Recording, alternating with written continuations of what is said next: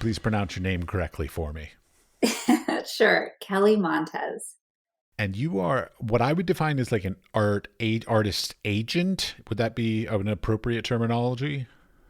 Artist representative. Representative. Okay.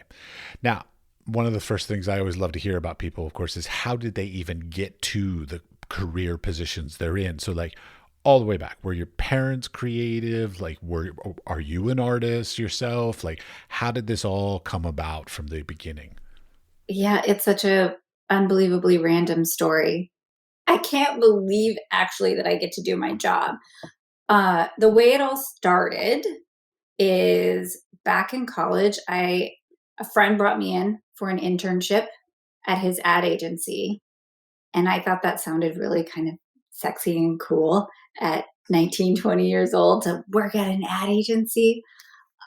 So I worked there, and the woman that I worked under was wicked smart. And about 6 months after I had been working there, she left to go be a real estate agent. And so the agency was struggling, and the VP, who was on this that was the biggest piece of business, he got 2 weeks notice from her, and then it was him and I running this really big piece of business. So I was a college student taking classes, started shifted my class schedule at night, and was working on the National Realtors Association of America. And I recognized it was a really big opportunity to be working on radio spots and TV spots and all the stuff in college. I was getting paid like $10 an hour. They were totally taking advantage of me. And I did that for the majority of my senior year. But then when I graduated, I had this amazing experience. It was the dot-com boom. And I started working at Goodby Silverstein Partners. And on the Discover credit card, which was an amazing account, as someone coming out of college and being in debt, they put me on the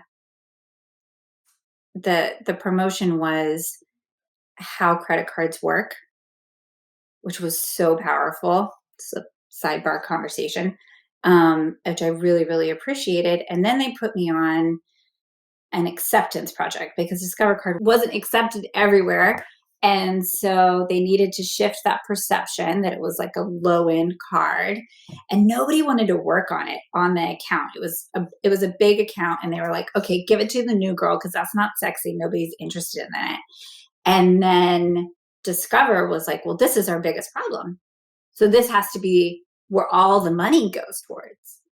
And they had given it to me, who was out of school, 21 years old, thought I knew everything. Oh my God, I thought I knew everything. I look back and cringe. My poor, As we all did at that as we age, all yes. do, as we all do. But so then I was on this huge, they decided to do a really big outdoor campaign. And I was in New York. We worked with this photographer by the name of Kenji Toma, the guy who had just been in the mailroom and was promoted to junior art director, and myself. We were both in our early 20s, flying to New York on dot-com money, expense accounts, having a blast, shooting all this work. And that's when I met the original owner of Apostrophe. And that campaign ran for a good year and a half, 2 years. And Jonathan, who was the original owner of Apostrophe, wanted to open a San Francisco office. And while I had a blast working on that campaign, I was an account manager. And I just didn't want to be an account manager anymore. It's a hard job. The client's yelling at you, creatives are yelling at you, account planning's yelling at you. Everybody's like mad all the time. And you're just trying to cover up for the creatives and make budgets work. And it was so stressful. So then I thought, wow, being an artist rep, that's even sexier. That's even cooler. And I opened up the San Francisco office of Apostrophe. I'm sorry, I can't tell if you're being sarcastic with those sexy remarks No, or I not. really thought it was, I mean, I was like 22 or 23 at the time. I just thought, how cool. I think in part because at that time, I didn't understand the artistic side of me. Growing up, I had taken ballet and got really into modern dance when I was younger. My parents, now that I'm older and I can look back on my life, I see my dad was this amazing gardener, and the way in which he grew the garden and the different colors that would pop up and the way he would plant the trees, it's just so beautiful. And the fact that he had the vision to go like, at this time of year, this is going to grow and light up this side of the yard and that side of the yard was actually very artistic. And dance was something I did and I loved, but I never thought of myself as an artist. So then when I joined Apostrophe, and about 5 years later, I bought Jonathan out of the business, I was in San Francisco at the time, opening the West Coast office.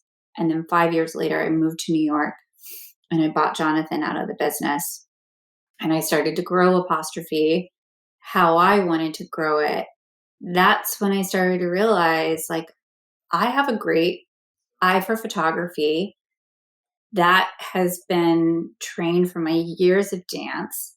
I am very artistic and I can be a really creative thinker on the business side of things. And I'm very passionate about people in general. And if I can help them grow their lives and their passion, that really fills so much of a creative bucket for me. So that's how I became a rep. All right. Now, I'm always fascinated. How do you find your people that you rep? Because the thing is, when I was young, I keep saying when I was young, back when I like left school, to the best of my knowledge, this kind of stuff, I mean, it did exist, but it was more like reportage, so your Magnum agencies and those kinds of things. But there wasn't really as much as there are today of well, like artist representatives in the way that like actors have had them, you know, for decades and I don't know, maybe even 100 years for all I know, but for a long time. But like artists, you know, directors, photographers, these kinds of people didn't really have this until recently. And to a certain extent, I'm a little unhappy that like I came along before that opportunity was there. But that being said, what kind of characteristics, so like if you're out there either looking at portfolios or somebody's brought you a portfolio, like what are the kind of characteristics that say this person I can work with? Like, are you looking for people who are already good, or are you looking for people that have potential that you can mold? Or, you know, so like what are some of these sort of things that you sort of seek out to be able to work with well? I find talent in many different ways. And I try to be conscious to find my talent from different sources. That said, and I think that this has really come to light in the last few years, everyone needs to grow their circles, including myself. Early on, I really tried to meet with one new artist a week. When I was becoming the owner of Apostrophe, and I say becoming because it was a process of me becoming and owning Apostrophe, not just taking it over from someone. So when I moved to New York, I really made a conscious effort to try and make that happen every week. Probably did it about 50% of the time. And there's a couple of people on my roster still from those meetings where I just felt a connection to their work. Over time, I now interview artists the way I would an employee because they're my business partner. And I need to know that they're going to do the things that I think we need to do to grow their business. So a lot of times I'll give somebody a task. I'm very big on who is going to do what and by when. So when the artist doesn't follow up with me for that thing that we have both agreed their career needs focus on, then I know they're not a good business partner for me. How they take feedback is also really, really important to me. Having a growth mindset is very important. Could you dig a little farther into that one? Because I think this is a big thing in the arts industry across the board is feedback, not only like giving feedback, but how to receive feedback. Because I mean, I'm a professor. I give feedback a lot and I'm difficult in receiving feedback, admittedly, but I listen. But I often take probably what I would consider like too much time to listen. Like I'll hear something and maybe like a year later, I'll be like, oh yeah, that thing that was said to me a year ago. Yeah, that Oh, was yeah. right. Yeah. I used to work with an artist that literally it would take him 2 to 3 years to absorb what I say and then put it into practice. And I appreciated that. That was part of his process. That's me. Yeah. I will actually say we should even back up first to people being afraid to be honest with one another. That is In the something arts industry, in honesty. life. In life in general, I would even say. So my husband works in a division of HR that believes that people don't leave their jobs because they hate their jobs. They leave their jobs because they have a bad manager. They leave their jobs because of bad communication.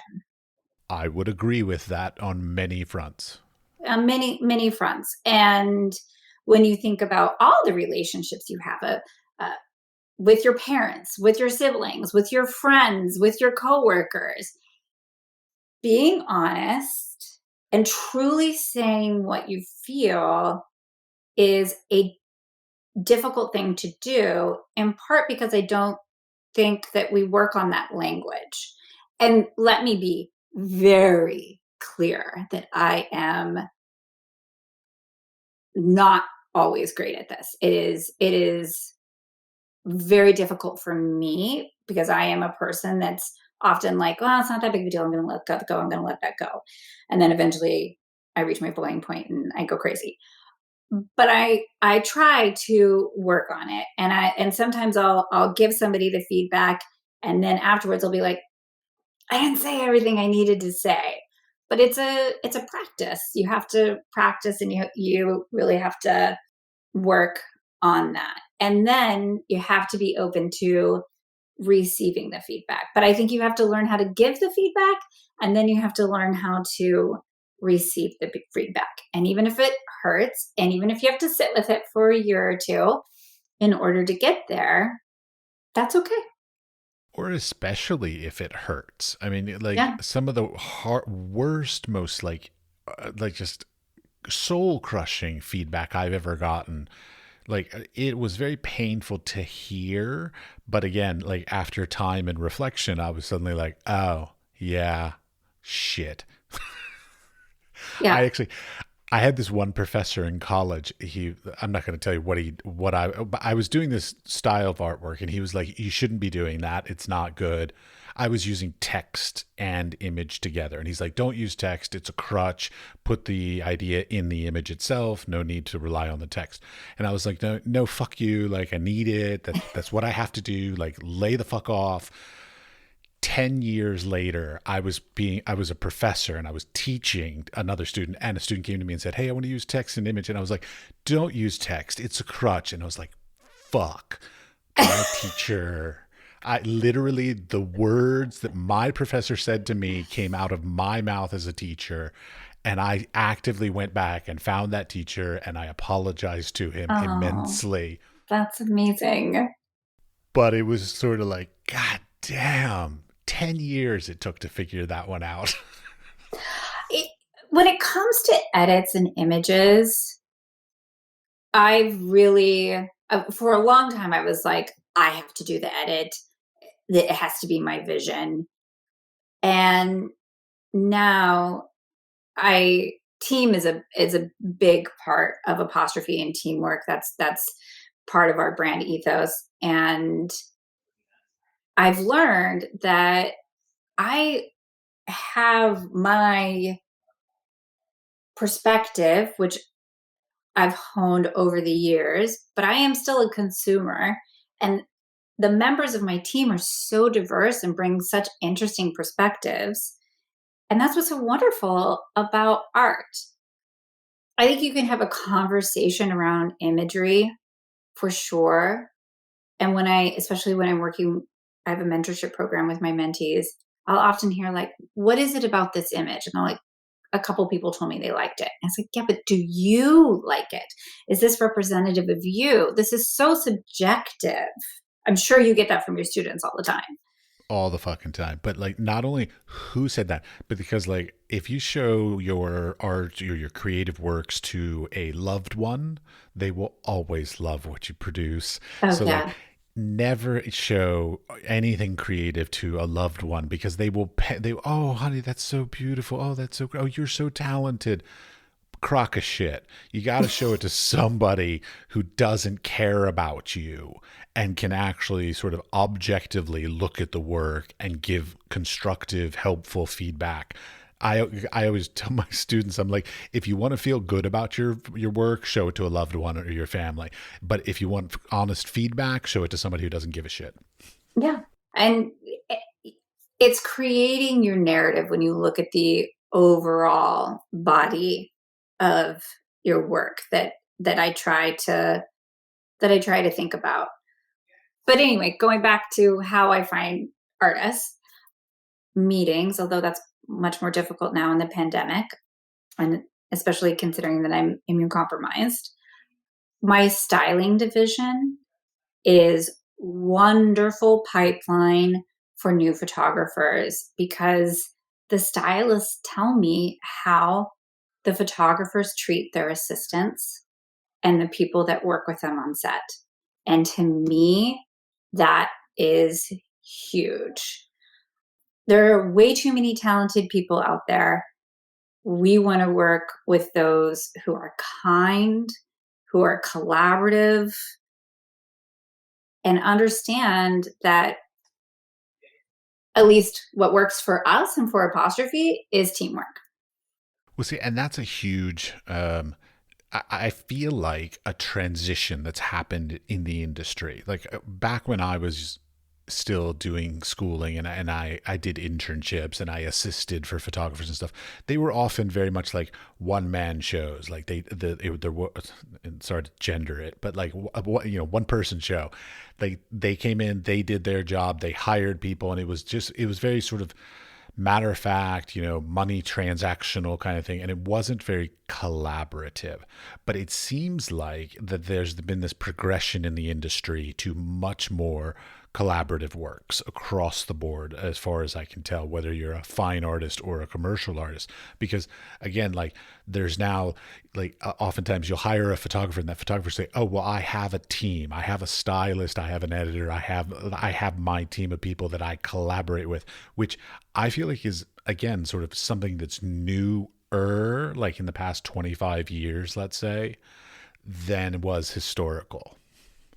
I really felt the shift.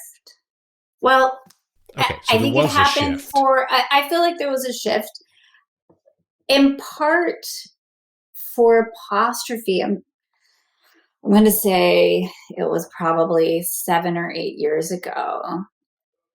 We had a moment where we were like, we rep majority men. We only had like 2 females on our roster at that time.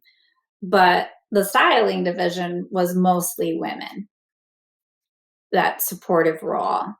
So it was prior to the Me Too movement too, because we made a really conscious decision to seek out female artists.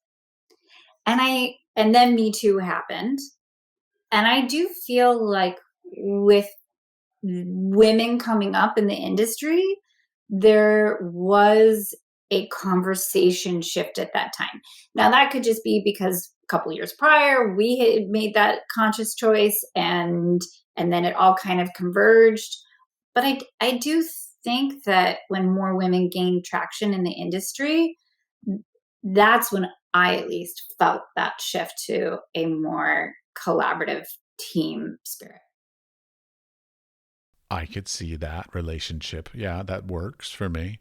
I mean, I find it interesting. I always wonder because I teach photography, and in my classes, I'd say a bare minimum of 80% are women. I rarely have male students, but yet the industry is still dominated by men. I don't get it. Why? Is that, I mean, when it comes down to the nature of like actually making imagery, it's it's not gender specific. Like I don't understand why male dominance in the industry has existed for so long and to a certain extent still continues to happen. Like it women take stunning photos, if not possibly even better, at least more sensitive probably than Mm-hmm. men for sure. So like I don't understand why there still at this time is that dominance of the male in the photo industry. I don't expect you to change that. Yeah. No, well, I think it's a conversation, and it's a conversation that I have, especially with the new mothers on my team. And it's something that I have had to make sure that I'm careful about with my language too. There's a lot of, I'm sorry, I have to pick my kids up. I'm sorry, I can't make that meeting. I'm that's right when I'm cooking dinner for my family. First of all, there's no apologizing. It is flat out, I can't make that meeting. Can we pick another time? And women have a tendency to apologize for the duties and the roles that they play. And look, there are amazing fathers out there that absolutely share the load. I'm married to one, and he's Mr. Mom fantastic. here. I love that. That is changing. And I think as that changes, women will take themselves out of the equation more. But now, especially with photo and motion converging, and the 12-hour day is, 9 to 9 is standard, that is really hard. And when you have just had a baby and you're trying to pump on set, and the feelings of guilt and all that kind of stuff, women take themselves out of the equation. And that is not a judgment call. I get that. I've been there. I have 2 kids. I was fucking psycho after I had both children to make a point to show I can do this. It's totally fine. Don't worry about it. I'm fine. I'm fine. I mean, my team members were like, yo, lady, you literally gave birth 12 hours ago. Get off the phone. And they were right. But the pressure to be, I can be all these things was really real for me. And I know there's other women. There are photographers on my roster who have hid their pregnancies, haven't talked about their kids for a full first year of their lives on social media. And we have really honest conversations because they say, I'm worried that people aren't going to hire me when they find out I'm a mom. And I am like, yeah, that's a real conversation we have to have because it happens. It's a horrible thing that happens. I mean, I noticed it because when I do figurative photography, and I actually moved to the United Arab Emirates. Okay, Oh, and of course wow. they don't like figurative artwork there, to put it politely. And so like my CV has like a 6 year gap where like I didn't do any exhibitions, I didn't do any sort of work, anything like that, because I couldn't where I was Yeah. living. And so, and then I talked to some people about that where like mothers oftentimes will have little gaps in their CVs, basically, where they haven't been shooting, they haven't been working, they haven't been sort of out in the industry because they took a couple years off to be a mother, right after birth. And that's a horrible thing that like, why is it that when people sort of like even choose to take some time away for their family or even just for their own sanity, for all I Yeah. care, it doesn't even have to be having children, but maybe you just need a break, and then it's exponentially more difficult to come back into the industry. Like, it's like they won't accept you back because they're like, are you going to take another break again? I mean, I don't want to get too used to you. I think, oh, this is such a rich topic, and then you start to think about like maternity leaves and the way I remember someone who worked for me was like, I want a maternity leave. That's not fair. And I was like, oh, would you like to have something sucking on your nipples until they crack and bleed 24/7 and not sleep at all for 3 months? Sure. I'll call you up and scream in your face like every 2 hours. It's not a break.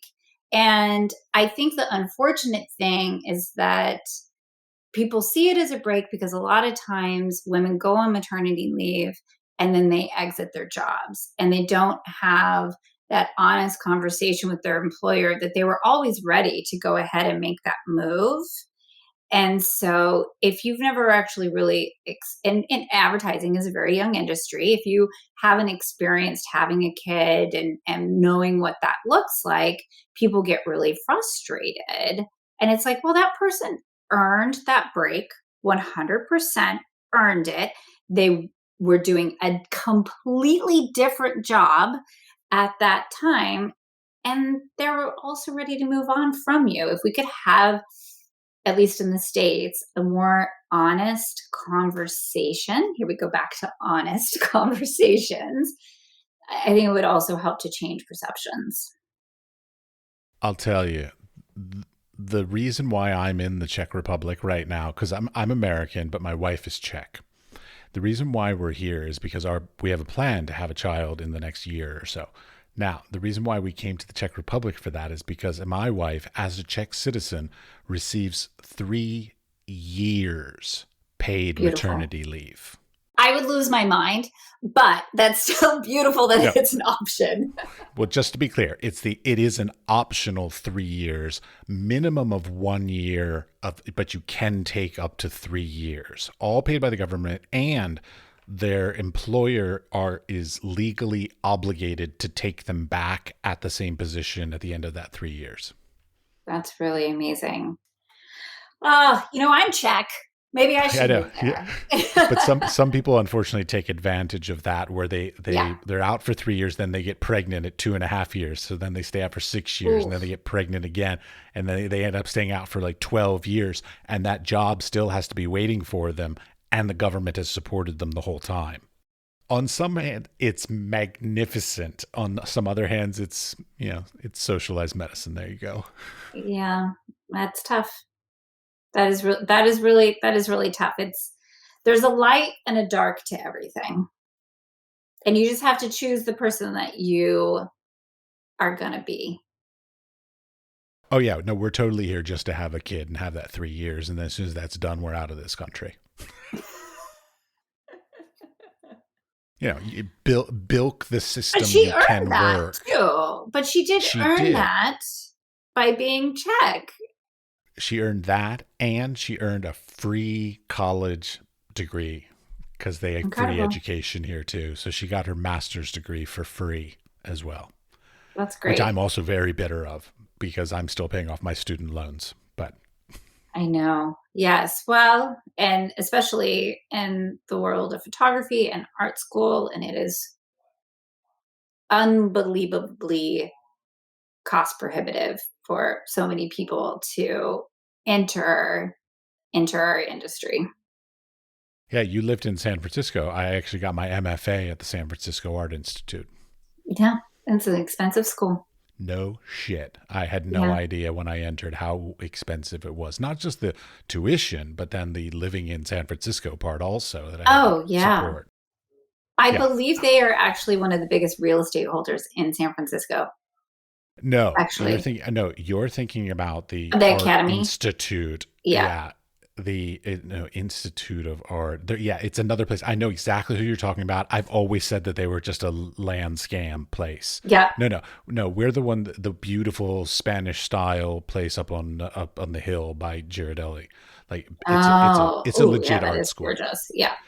Yeah. It's a legit art school, not the place you're talking about. Well, the other one I'm thinking of too. Like I've known some amazing photographers that have come out of there. And when I lived in San Francisco, I would go and do classes and review books and what have you there. And I always was really impressed.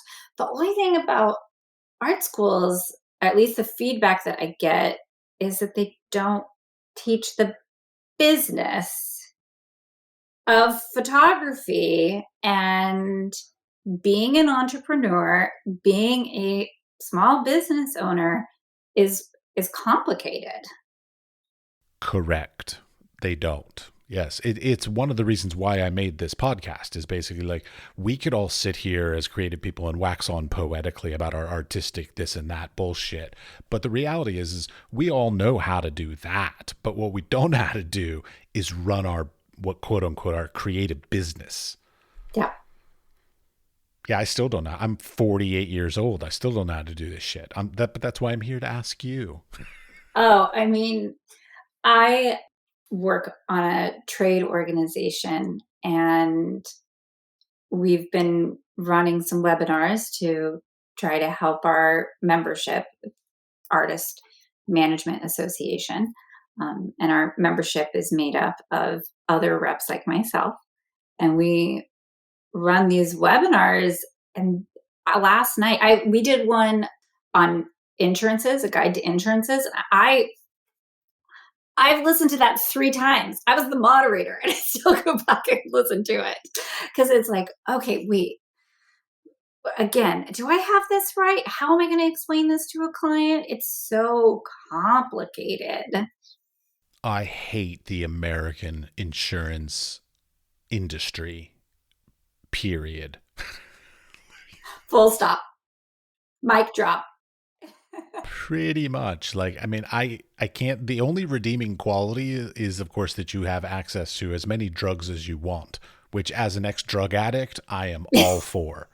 Like, I love access to drugs, even if they're prescription drugs. So I'm all for that, but that's the only redeeming quality they have. Other than that, I think they're absolutely horrible.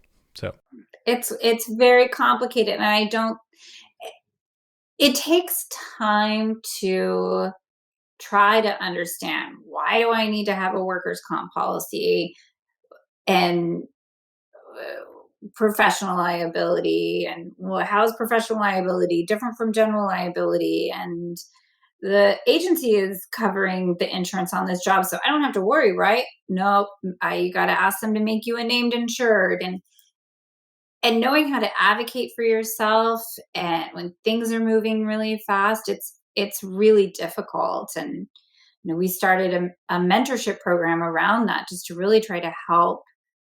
It focuses on emerging BIPOC talent and just trying to teach the business, trying to help people understand what they're signing when they're signing a PO. It's really complicated. sorry, I'm giving a blank expression, a PO. Purchase order. Purchase order. Okay, yeah, okay, that I know. Yeah, okay. For the unknowledgeable, BIPOC, which you said, which I had only heard recently, was Black, Indigenous, and People of Color. BIPOC. Yes. For Yes. those people who may not understand that an acronym, like me. Yes. So, but okay, I was going to ask you about your mentorship program. It sounds magnificent. So I guess the thing would be, what brought it on? So like, that's not something that I'm like, oh, you know what? I'm sure people are just sitting around having mentorships for BIPOCs. Like, yeah. So what was the impetus that made you say, you know what, we need to be doing this? It was the social justice movement. Apostrophe internally is actually very diverse, something I'm very, very proud of. And even prior to the pandemic, like we did with women, we took a look at our roster and acknowledged it's real white. And our circle is real white. And when George Floyd's murder happened, we got together as a team and it was really emotional hearing the stories of our coworkers who are Black what they experience. And we, on that Zoom, as a team, we're just like, we cannot scream into Instagram anymore. So Julia, who's our VP of business development, was like, why don't we have a mentorship program? And it just was a light bulb that clicked. And Darnell, who's our visual brand director, who helps me set the overall aesthetic for Apostrophe, was like, we agreed that we were going to go dark from Instagram for a week and we were going to figure this out. And we came together as a team. We worked on the syllabus. We figured it out. We made the application process. We laid out the timeline. We built the plane a little bit while we were flying it, but we launched it a week later. And it is hands down one of the best learning experiences of my life. What we have gotten from the mentees is such a huge gift. And it really helped our team come together and think about what is it that we do, that Apostrophe does from a business perspective that's different, and how can we teach that to the mentees. So the coursework is everything from how do you build your brand? What's your social media voice? How do you interpret a creative brief? How do you create a treatment? How do you have a creative call? How do you put together an estimate? What kind of insurances do you need to have? What sort of language do you need to watch out for when you're signing a contract from a client? And at the end of the program, it's about 12 weeks worth of coursework. And during this time, we then put together, each mentee works on a personal project.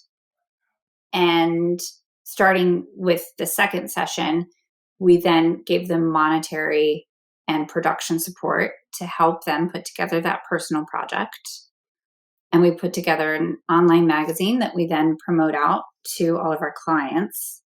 As well, we set each mentee up with somewhere between 3 to 9, depending on their availability, portfolio reviews with clients so that they get a chance to actually pitch their work. Because the more they pitch their work, the better they get at pitching themselves. And the better they get at pitching themselves, the more likely they are to win a project.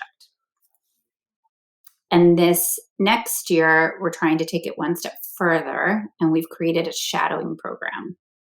So if you hire one of our artists who's more established on our roster, we can pair them with one of our mentees so that they truly shadow. They go through the casting with the artist, and the artist is telling them, like, this is what the brief is and this is what we're looking for in terms of the cast. And they sit in on the pre-pro call and they're standing by the monitor and they're receiving feedback from the client and they're hearing how an experienced artist manages that and makes changes. It's not just like being on set and getting coffee. And we pay them a day rate to do that. I love all of those things that you teach. I would like to know the answer to all of those questions as well. Because those are the things that, like, us as creative people, like, again, like, we're not given in school. Unfortunately, we often have to learn by simply being an assistant. Like, that's the way I learned it when I was younger. Yeah. Like, I used to assist for this guy who did photo shoots for Architectural Digest, and he fucking made me get down on my hands and knees and with a little comb, like that I use for my hair, comb the carpet all in one direction. Wow. So that the image looked stunning. And then he made me rearrange the bookshelf so from like small to big, so that from the perspective of the camera, it looked like a straight line. I mean, it was ridiculous because I also had to put the books back in place before we left because it was somebody's house. So like, that's the stuff I learned. Yeah. And those are the things that I don't know, because I don't take pictures. I can give people my perspective on their portfolio and what sells, and I can help them make a treatment, but I don't I can't advise you on camera settings and all that jazz. Like that's not my jam. But I can walk you through common terms that you're going to see on a contract that you receive from your client and make you at least understand what it is you're signing, or share it with you. If you're not comfortable with it, maybe you ask for this, maybe you ask for that. At the end of the day, it's the mentee's choice. It's my artist's choice as well, what it is that they're willing to agree to or not agree to. But if I can help them make an educated decision, then that's what I want to help them with. Right. In your application for the mentor program, you have a question that I think is a great question, and I would love to hear like some of the stories about like what you've heard about this, which was, what challenges have you faced breaking into the photo industry? Oh man. I remember the first application. Sorry, I get emotional thinking about it. The first application we read as a team just had us in tears. I couldn't afford the film for the camera. My parents found a camera for me, and I would go around and I would take pictures, but I didn't have any film. Assistants not being invited to dinners because they were worried about the person being Asian and having Asian flush, or pulling them aside and being like, don't drink. We don't want your face to turn red. I'm sorry, wait, is that a thing? Yeah. Okay, I don't know. Okay. Yeah. Just a lot of, also, I don't know who to talk to. There's no one in my life that can guide me. It's such a privilege to be able to be an artist, to say, Mom and Dad, I'm going to go be an artist. It's not only a privilege to be able to be an artist, because it's not an easy lifestyle choice for sure, but photographer or even film director or anything like that, that's some of the most expensive artistic and So creative expensive. choices So in the expensive. market. Yeah. I mean, paints and canvas, you can kind of flub those. You could use cheaper materials, but like you can't use a cheaper camera, and that shit's expensive. And then all the software and the hardware, the computers, the hard drive, like God, it's like, I put it as like the third most expensive hobby. So yachting, I say, is number one, golf is number two, and Yes. photography is number three. Yeah. I had exceptionally supportive parents, and I wanted to be a dance major. And my dad, first generation Mexican American, worked in a cannery all through high school to support his family. So did my dad. Oh, there you go. Yeah. Not Mexican, but he worked in a cannery. Yeah. He was like, no, not doing that. And I was like, I'm going to mark that as my major. And then once I got to school, I was like, oh no, this isn't actually for me. But yeah, it's a really hard thing, and a lot of families don't understand it. They don't have the bandwidth to support it, and there were a lot of stories about about the risk, feeling confident enough to take the risk as well. I mean, it's hard in any way, shape, and form. I mean, the financial stuff aside, because I mean, to a certain extent, like if you make beautiful images, you can make them with any sort of materials, kind of thing. I mean, so there are ways around some of that. But one thing I was wondering about is, a lot of times people, when they come to like photographers, and specifically I'm thinking because you do a lot of like lifestyle, fashion, advertising, this kind of stuff, a lot of people think like, oh, you have to be in New York or in LA or Chicago or Kansas City or basically wherever all the things is. Is that still true these days? To a certain extent. I mean, I feel like the last few years, the market ended up getting so competitive. Like just before the pandemic, like everybody expects everyone to work as a local everywhere. And that's not really fair. I just had an artist that really wanted to work for this client. And so she went and she worked as a local in New York, and she's got a great crew there. But travel's expensive again. And it really ate into her day rate. And we had to have a conversation of like, I don't know. I don't think we can keep doing this. It doesn't make sense, especially when there's clients where she lives that want her and she doesn't have to work as a local. Wait, just to be So clear though, this person doing work in New York but living where? San Francisco. Oh yeah, that's a Yeah. very far one. Yeah. Yeah. That's about as far So as you can get in the US. yeah, it's across the country. So I think the pandemic has opened up a lot of doors for people in general to live wherever they want. For my team, I don't care. And at a certain point, 4 years ago, when I found out I was pregnant with my second, my California rep resigned at the same time. And we had started doing so much more work in LA. It made sense for us to have an LA office. And I wasn't going to have two kids in my co op in Brooklyn. So I moved to LA and I was remote. And at that point in time, I was like, look, if you're a good shining superstar employee, I don't care where you work either. And then the pandemic accelerated that.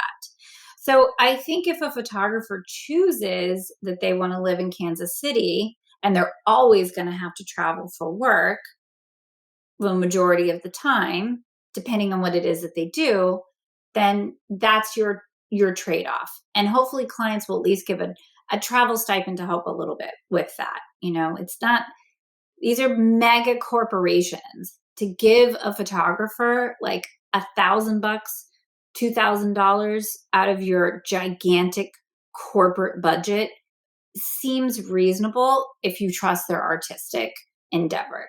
Now, if you're a still life photographer, who cares? A lot of times it's for fashion shooters and lifestyle shooters, it's where you're going to get good talent and a good performance and good weather. And a good So, location in the and a good background location. oftentimes. Yeah. Yeah, exactly. So I think people are moving around. We've been shooting in Nashville and Atlanta and Arizona and Texas a lot more than we ever had before. And with other areas of the world being open, Mexico City is such a big hotspot. We've been so many times in Spain. We were just bidding on a job in Bulgaria. Like, great, fantastic.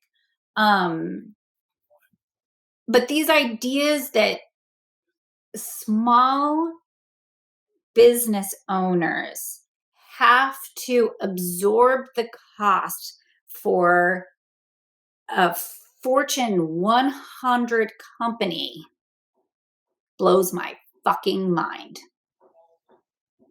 It is exhausting to think about that. Like I did a shoot for a company that was, probably Fortune 1000. I mean, not poor, let's call it. And they had, like, as far as I'm concerned, they have an endless budget for what they wanted, and they were like nickel and diming me on every corner, and I'm just like, why the fuck do you all not, like, I don't understand why they can't just say, okay, here's $100,000 and we need this done in a week. Like, and don't worry about exactly how I spend the money. That's my business. Like, if I Oh, do it within your budget, wouldn't it just be magnificent? Like, I hate being micromanaged like that, especially when the people are so rich. well, I have had a couple projects now that travel is coming back online where it's like, you have to hit this number. You have to hit this number.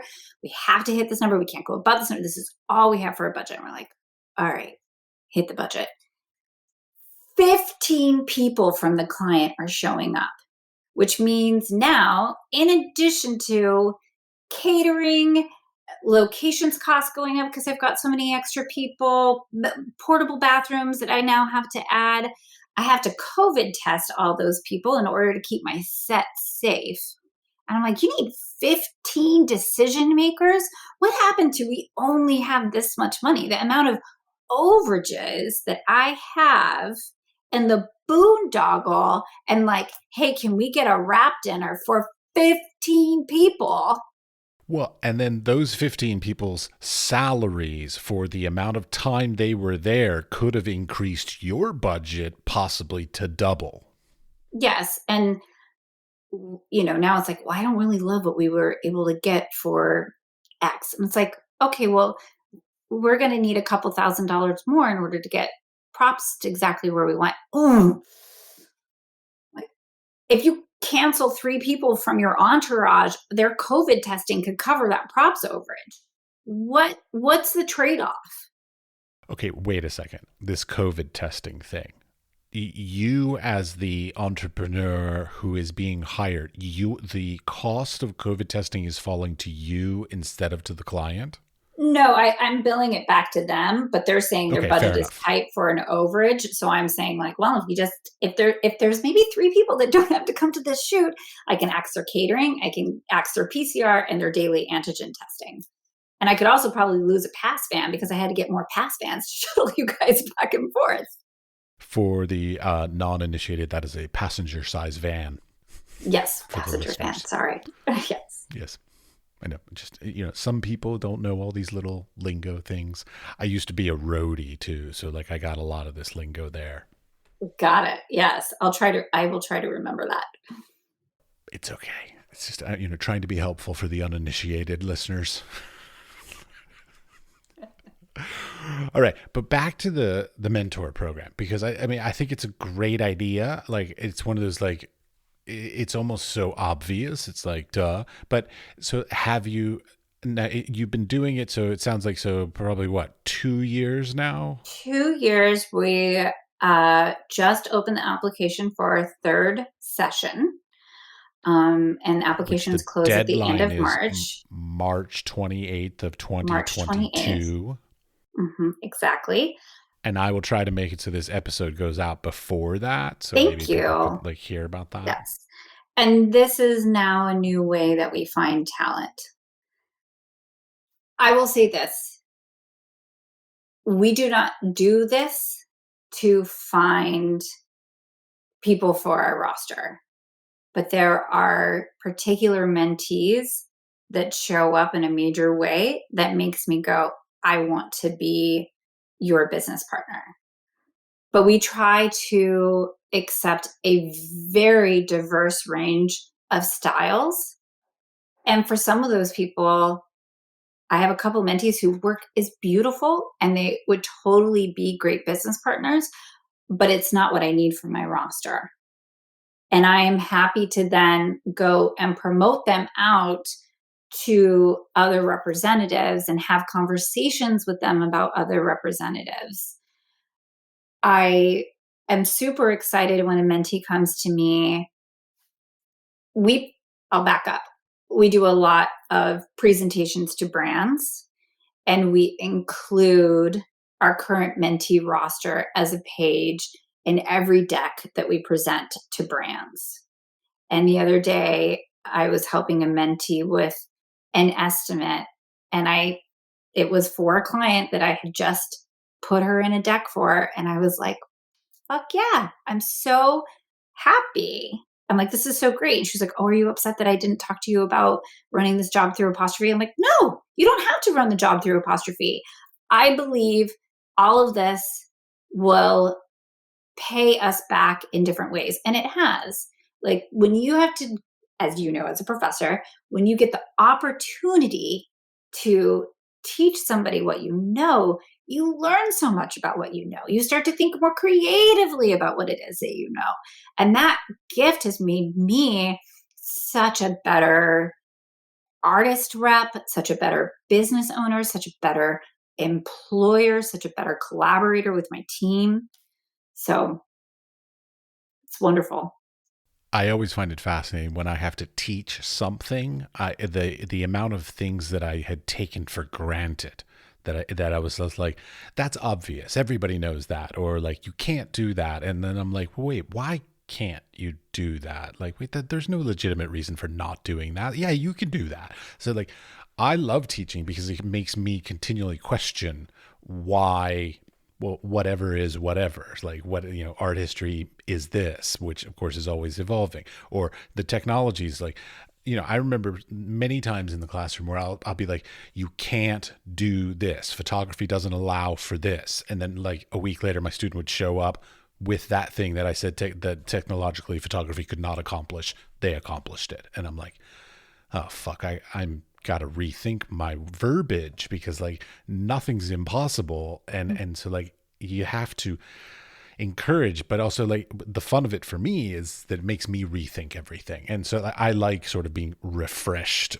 in that way, because in a certain way, especially as a photographer, sometimes you can get sort of in a rut. You can get into a style and you're sort of stuck in that. I mean, I'm sure you run into photographers who are in ruts and stuck in styles all the time. I mean, how do you help with that? Like if one of your, what do you refer to your collaborators as? Your photographers? The talent artists. Talent. I like that. So we'll go with that. So if one of the talent is like, they've gotten into this, like they're always known for this particular thing, but they want to try something new, like how do you to branch out for these kinds of things? Because that's really a difficult thing for creative people to get bored. Well, I think it goes back to the type of artists that we represent, that they are great collaborators. So at the beginning of every year, we do these artist game plans where we look at their business. We're a very data-driven organization. So anytime a client comes and makes a request, it goes into a database and we track that request. Like, did that inquiry turn into a bid? And did that bid turn into an award? If we lost the job, we try to always find out why we lose the job. Was it a competitor? Was it pricing? Did they just ghost us? And we keep track of all those metrics and we present them back to the artists at the end of the year. And there's usually a very interesting story that gets told about what was missing in the portfolio or who the new, sometimes you're leveling up on your competitor. And so you're getting those bids, but we've got to refine our pitch. We've got to be better on our treatments, or we need to test in this category. And then I try to have a conversation too with the artists about where they're at in their career. The talent About where they're at in their career. I look at Apostrophe. Apostrophe does a lot of different things. We have a lot of different artists on our roster, and that is on purpose. One, I love it because creatively I'm being fed different types of imagery. But it's also like your stock portfolio. You have a little of this, you have a little of this, you have a little of this, you have a little of that. So if something goes down, something else can go up. And when an artist does only one thing, they are putting all their eggs in one basket. And from a financial and business standpoint, that's not a good place to be. It's a very risky place to be. So we talk about the various categories. We talk about mixing up styles. And when you start to go back and look at those jobs that you lost, you start to realize where are the holes that you need to fill within your portfolio. What is the market coming to you for? You might be wanting to put out one thing, but the market is also telling you what it is that they're looking at you for in the briefs. So you have to be open to hearing that. Of course, you don't only just listen to that feedback. You're talented and you need to feed your creative soul. But there are guides in the world, and if you're open to listening to them, they will help you find your path forward. Okay, I have a question within that. Now, keep in mind, my background is more fine arts than what I would call like commercial photography, commercial arts. So, but I was always under the impression that the best photographers were the ones who were not necessarily following the trends and meeting the trends, but actually leading the trends. So they're taking a brief, let's say. So even commercial work. So like, because I'm thinking some of my most like iconic images in my mind are like some editorials and some advertisements that I've seen throughout my life. So it's like I don't just look to fine art to be the inspiration, but they take a brief and they'll push it a little farther. Like I find it the photographers I know that when they get a brief and they answer the brief, I find that boring. Like I want to see something more out of that. Mm-hmm. So it's like, is it about sort of reacting to what you're hearing in the briefs, or is it about some ability, some unique characteristic that each individual artist has to interpret that brief and sort of push it a little bit farther? Like, is that something that's important to you? Absolutely. I'll say 95% of the time, clients are coming for you to bring your perspective and expand upon it and make it more interesting. Sometimes people just want the comp, which is a sad and frustrating and sometimes debilitating place for our artists to be when that becomes the case, because that's not what they do, right? They do what you said, to take it, interpret it, and make it better, and say like, oh, I have this robot that can spin around the bottle on top of that, and we can do this really cool thing, or I've got this like really creative angle, we can show your product this way instead, and that's the fun. That's the fun of it. And then sometimes there's just those happy art accidents that you need to leave space for, that happen on set. Because like I have this opinion that as a general whole, a client, like now I know, and I don't mean like an advertising firm or something like this, but like a corporate client. So let's say Apple. Well, no, they're actually rather creative. Let's go for something not creative. What's a not creative client? Like a washing machine company or whatever. So like they're not creative. So like they're just saying like, hey, we need to do this, and they don't know shit. Like they don't actually know what can be done or what should be done or what could be done. And so like to a certain extent, like it is our obligation to turn around and educate the client and say, hey, your idea is a nice foundation, but what you really need is to build it out in this way and this way and this way.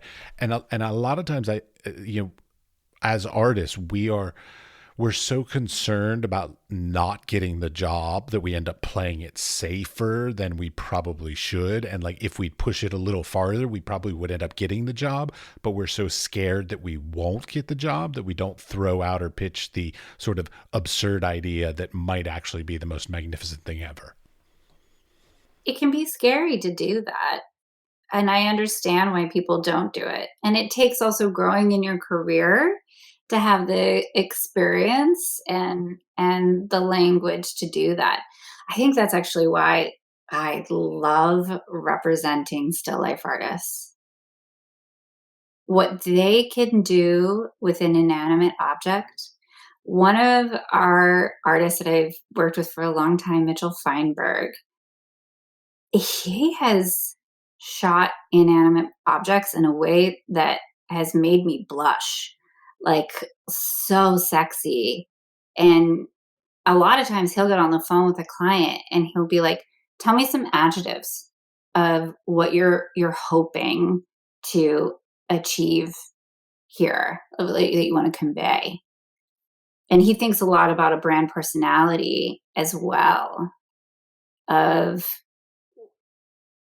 what what are they communicating to their audience, and to be able to bring that out of a lipstick or a purse or a piece of steak. See, all of those things sounded sexy to me. Like I could do sexy on all this. Like, Especially that steak. yeah, they all sound sexy to me. It's like even without a picture. Yeah. All right. So when it comes to like, let's take fashion photography. Now, I'm going to take fashion photography because I tried to do that in my career. Now, admittedly, failed miserably at it. But the thing is It's a hard side of the business. it is so much harder than I thought it was. But not only that, there are so much to it. Like there's so much people don't even know about it that it's just like, oh, I didn't know about that until I was in it. And then I'm sure there's things I don't even know about it, having even tried to be in it. But the thing is, there's so many talented, there truly are amazing fashion photographers in the world that are doing gorgeous stuff. And I'm talking kids, newcomers, like young little guys and girls that are doing amazing stuff. What's the thing that differentiates them? Like, how can you, what you like, you were talking about how like you think you have a good eye for like talent and potential kind of thing. Like, I'm not sure I have that eye. So I'm sort of asking you, like, what are some of the things, like if you were to just look at a portfolio of, let's say, some fashion work, what differentiates somebody that you think has some potential versus somebody who you're not quite as certain about? How they direct talent, how they're able to make somebody feel really comfortable in front of their lens, especially if it's an artist that is just starting out in the business and they're not working with a top tier model. If they can get a performance out of someone, that's incredible. And then if they can keep a keen eye to the detail of a piece of clothing on top of that, shazam. Oh, that is such my pet peeve. Oh, thank God you said that, not me. Yeah, I'm the details to me are the utmost importance because like a I always say that like a one bad thing, like a bad lay of a piece of fabric or a hair sort of out of place or whatever, can ruin what could have been an amazing photo. No. I think when I'm evaluating a younger artist, in addition to performance, it's also the emotional journey that you can go through in their portfolio. So a lot of times people are taking portraits, they're not engaged with the lens, there's a coldness about it, and it's like you're you're executing still life here. There might be a person in that photograph, but I know that kind of work you're talking about. yeah. Yes. So people want to go on a journey with you emotionally within your portfolio. And so to be able to do that and take some risks and be willing to fail is something that I've seen a few of my mentees do. And I'm so excited for the careers they're going to have. Yeah, within that, like I mean, I when I got to Europe, people looked at my portfolio and they just went, "Oh, you're American." There was Huh. there was something unique in the imagery. I believe it was about the way I posed my models and all this kind of stuff that was somehow uniquely American. And I was unaware that there's like a difference between cultures. Having now lived here for almost 4 years, I see it. I know exactly what they're talking about. There's a very strong difference between like European poses, let's say, versus American poses. And it's something that never even dawned on me until having lived here for enough time. I will have to have a whole separate conversation with you about that so that I can help my talented. Oh, it's pretty simple, really. S curves and general sort of Mhm. sexiness, American. That's Really pretty much it. interesting. Yeah. Yeah. European is very straight poses, very like almost not posing poses versus overly posed, expressive poses, generally very American. Interesting. Yeah. I still like American style, but whatever. I was born and raised there. Of course, I'm going to like that. So, anyways, last little bit, some advice. So for the young people out there, some more specific advice. What I really like to hear for advice actually is things to stay away from. Mistakes that you might have seen people do or even made yourself, kind of thing. Because it's easy to know what you should do, but I actually like to try to help people stay away from the problem areas. For people that are breaking into the business, I strongly encourage them to become members of the APA if you don't have a rep. American Photography Association. Thank you. The reason being is that they have a wealth of resources to help you understand the business side of things. You must read every contract that comes to you. If you get a NDA sent to you, ask if they have a mutual NDA. Otherwise, if you sign a unilateral, meaning that it protects the advertiser, you are potentially turning over preemptively your right to self-promotion, the ownership of your bid. They could hold on to that pricing, to the treatment. And the APA can help you to understand common language that you find on a contract. And it is okay, and it is expected that you would ask questions and make requests. A client may or may not be able to do it, and then that's your choice, what it is that you decide to agree to on a project. But it is okay to advocate for yourself. And by joining the APA, you can build your community.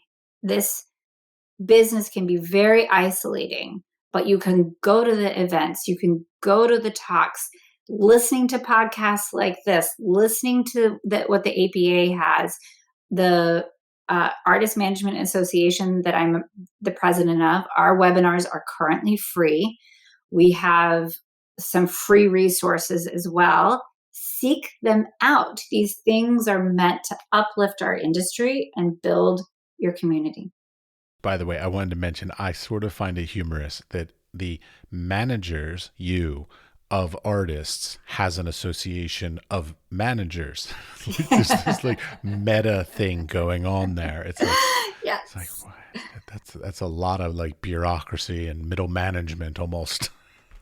Well, in the pandemic, we really felt that we needed to come together and build a community as well, because even for artist reps, they don't talk, and it's so competitive, and we're all working towards the same goal. And again, everybody can make the choice that is best for them.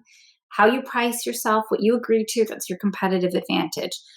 But you should be informed as to what it is that you're agreeing to, and it is okay to ask. One last little thing, like when it comes to like a lot of the, because you brought it up, or you brought up something that made me think of it. When your artists are doing works for clients, do they keep the rights to the images specifically, like so that they can then use? I mean, using it in their portfolio, kind of obvious, but I mean, these days their portfolio is their Instagram account. So, like, do they keep the ability to utilize those images? More and more contracts, people are asking for work for hire, which means a copyright transfer. We really push back against that. That's, for me, I think it's a huge problem in our industry. On a broader scale, my issue with it is that this is a very expensive industry to break into. So if you are a diverse individual who is trying to build your portfolio and you lose the right to self-promotion, then it makes it even more difficult to build your portfolio. So for all those companies out there that are all about their DEI initiatives, the number one thing you can do is let artists show their work. So that's my first issue with it. Well, I mean, because copyright's long been an issue in the photo industry. Mm-hmm. I mean, across the board, and so it's just sort of a question of like these days when there's now this separation of basically work for hire versus all the other forms of contracts that give different variations. I mean, even keeping up with the knowledge of like what the right terminology is to be able to keep your copyright is such a pain in the ass as far as I'm concerned. two things. The Artist Management Association has a usage glossary that is free to everyone. So if people are trying to understand new terminology or even understand what people are talking about, they should go there and they should look at that. The second thing is the convergence between the photo and the motion world. And look, the motion world gave up their copyright back in the 70s when you were pushing cereals and Tide Pods. They didn't know, it's 16 by 9. That was it. It was one format. It was going to show up one place. And for photography, and now even for motion, when you think about all media, that is a lot of media, what people are asking for. And it is expensive to run those ads. I don't know if this is true. My instinct is that in some weird way, NFTs are going to end up helping the usage conversation because you're going to be able to mint your photo and follow where it goes. Interesting theory. I'm not educated enough on NFTs to Me neither. I shouldn't have that opinion, by the way. I have no idea what I'm talking about. But I don't know. I have a good My position on it is that it's just a money laundering scam at the moment. But, that's just me. That's my uneducated opinion at the moment. I actually think that it prevents money laundering. My husband used to work at American Express, and the way in which he's explained it to me, it actually seems like it makes it more difficult to launder money. More difficult doesn't mean not doing it. It just makes it more difficult to do it. Fair enough. You know what? You should delete that whole part of the podcast because I don't know what I'm talking about. It's okay. I don't either, but that's where the name of the podcast comes from. But add it back in if I'm right in 5 years, okay? All right. Well, thank you very much. Thank you. It was so lovely chatting with you.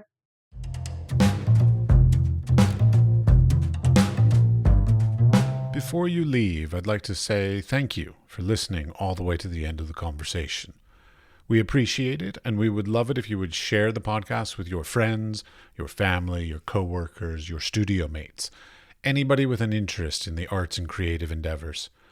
The building and strengthening of the arts and creative community, not only today, but in the future, is at the core of our mission for this podcast. They can listen and subscribe on Spotify, Apple Podcast, or wherever you get your podcasts. We are produced by 5014. The audio was edited by CushAudio Services, and the music was created by Pete Bybee. The Wise Fool Art Podcast is supported in part by an EEA grant from Iceland, Liechtenstein, and Norway in an effort to work together for a green, competitive, and inclusive Europe. We would also like to thank our partners Hunt Kastner in Prague, Czech Republic, and Kunstsentrene i Norge in Norway. Links to EEA grants and our partner organizations are available in the show notes or on our website, wisefoolpod.com.